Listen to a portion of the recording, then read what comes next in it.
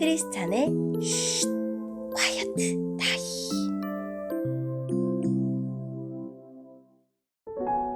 샬롬, 크리스찬 성도님들 반갑습니다. 오늘의 본문은 다니엘 9장 1절부터 19절까지의 말씀입니다.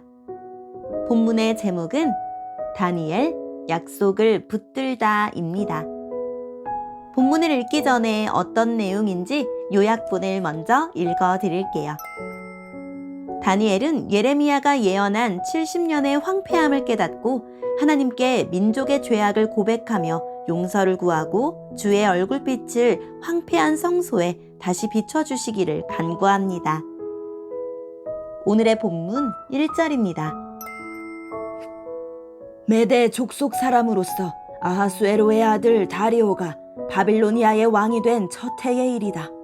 다리오 왕 1년에 나 다니엘이 성경을 읽다가 여호와께서 예레미야에게 하신 말씀, 곧 예루살렘이 70년 동안 황무지가 될 것이라는 말씀을 보았다. 나는 아무런 음식도 먹지 않고 베옷을 입고 제 위에 앉아서 주 하나님께 매달려 기도하고 간절히 구했다. 하나님 여호와께 죄를 고백하였다. 주 하나님, 주는 크고 두려운 하나님이십니다. 주는 주를 사랑하고 주의 계명에 복종하는 모든 사람에게 사랑의 언약을 지켜주십니다. 그러나 우리는 죄를 지었고 잘못을 저질렀습니다. 우리는 악하였고 주를 배반했습니다. 주님의 계명과 가르침에 따르지 않았습니다. 우리는 우리 종인 예언자들이 주의 이름으로 우리의 왕들과 지도자들과 조상들과 이 땅의 모든 백성에게 한 말을 듣지 않았습니다. 주여, 주는 의로우십니다. 그러나 지금 우리에게는 부끄러움이 가득합니다. 유다와 예루살렘과 모든 이스라엘 백성이 부끄러움을 당했습니다. 가까운 곳에서부터 먼 곳까지 주님께서 여러 나라에 흩어놓으신 모든 백성이 부끄러움을 당했습니다. 우리는 주께 충성하지 않았습니다. 주여, 우리와 우리의 왕들과 지도자들과 조상들이 부끄러움을 당했습니다. 그것은 우리가 주님 앞에 죄를 지었기 때문입니다. 하지만 우리 주 하나님께서는 우리를 불쌍히 여기셨습니다. 우리가 주님을 배반했을 때에도 주님은 우리를 용서해 주셨습니다. 그런데도 우리는 우리 하나님 여호와께 복종하지 않았습니다. 하나님께서 여호와의 종인 예언자들을 통해 우리에게 주신 가르침을 따르지 않았습니다. 모든 이스라엘 백성이 주님의 율법을 따르지 않았습니다. 그들 모두가 주를 배반하고 주의 뜻을 어겼습니다. 그래서 우리에게 하나님의 종인 모세의 율법에 적힌 저주와 심판이 내렸습니다. 그것은 우리가 주께 죄를 지었기 때문입니다. 주께서 우리에게 큰 재앙을 내리셔서 우리와 우리 지도자들에게 하신 말씀을 이루셨습니다. 예루살렘에 내린 재앙과 같은 것은 이 땅 위에 일어난 적이 없었습니다. 이 모든 재앙이 모세의 율법에 적힌 대로 닥쳤습니다. 그런데도 우리는 죄의 길에서 돌이키지 않았습니다. 주님의 진리의 말씀에 귀 기울이지 않았습니다. 여호와께서 재앙을 준비해 두셨다가 우리에게 닥치게 하셨습니다. 하나님 여호와께서 하시는 일은 다 의로우신데도 우리는 주님을 따르지 않았습니다. 우리 주 하나님, 주는 주님의 능력으로 우리를 이집트에서 이끌어내셨습니다. 그 일로 지금까지 주의 이름이 유명해졌습니다. 주여, 우리가 죄를 지었고 잘못을 저질렀습니다. 주여, 주의 의로우심을 따라 주의 거룩한 산이자 주의 성인 예루살렘에서 주님의 진노를 거두어 주십시오. 우리의 죄와 우리 조상의 악한 죄 때문에 우리 주변의 모든 백성이 예루살렘과 주님의 백성을 욕하고 비웃습니다. 우리 하나님, 이제 주의 종의 기도와 간절한 부탁을 들어주십시오. 주를 위해 폐허가 된 주의 성전을 다시 일으켜 주십시오.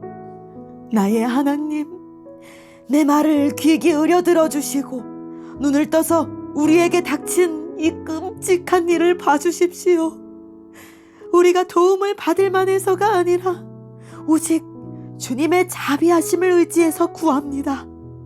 주여, 들어주십시오. 주여, 용서해 주십시오. 주여, 들으시고 이루어 주십시오. 주를 위해서 늦추지 마십시오. 왜냐하면 이곳은 주의 성이고 우리는 주의 백성이기 때문입니다. 아멘. 오늘의 본문을 통해 이해할 수 있는 부분은 무엇일까요? 다니엘은 주전 605년 10대 중반의 나이에 바빌론의 포로로 끌려왔습니다. 세월이 흘러 주전 539년 바빌론이 무너지고 페르시아라는 새로운 왕국이 들어서는데 이때를 계산하면 이스라엘이 멸망한 지 약 67년이 지났습니다. 다니엘은 바빌론 포로 생활 70년 후에 이스라엘이 회복될 것이라는 예레미야의 말씀을 읽고 이제 그 약속이 이루어질 것을 간절히 기도합니다. 다니엘은 자기 자신을 이스라엘 공동체와 동일시합니다. 이스라엘의 죄를 자신의 죄로 여기고 철저히 회개하며 용서함을 구합니다. 역사를 돌아보면 하나님은 언약에 충실하셨으나 이스라엘은 불성실하였습니다. 하나님은 오랫동안 참으시면서 끊임없이 선지자들을 보내 경고하셨지만 백성은 거듭 무시하면서 계속 죄의 길을 걸어갔습니다. 다니엘서 중 유일하게 9장에서 여호와란 호칭을 씁니다. 이것은 하나님과 이스라엘의 언약 관계를 나타낼 때 자주 사용하는 호칭입니다. 다니엘은 언약에 따라 하나님이 이스라엘을 용서하시고 회복시켜 주실 것을 간구합니다.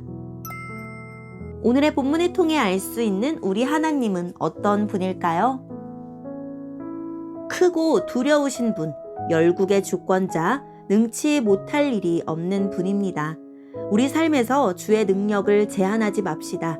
지금 나와 가정과 교회와 직장의 형편이 어떠하든지 이 모든 것이 하나님의 손에 달려있음을 신뢰하면서 하나님께 맡긴다면 심판이 심판으로, 환난이 환난으로 끝나지 않을 것입니다. 그러니 우리의 조건과 상황을 계산하기 전에 하나님의 역사를 기대하며 기도를 계속합시다. 오늘의 본문을 통해 우리에게 주시는 교훈은 무엇일까요? 영원할 것 같던 바빌론의 멸망을 목격한 다니엘은 예레미야가 예언한 회복의 때가 다 되었음을 깨닫고 기도합니다. 말씀이 견인한 기도였고 이스라엘의 운명은 페르시아가 아니라 하나님이 주장하신다고 믿기에 가능한 기도였습니다. 우리가 하는 묵상의 중심에 말씀이 있고 그 묵상은 주님의 주권을 의지하는 기도로 이어지고 있습니까?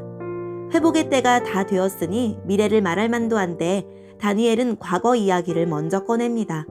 자기 민족의 오랜 죄악을 아뢰며 하나님의 심판이 얼마나 공의로운지 인정합니다.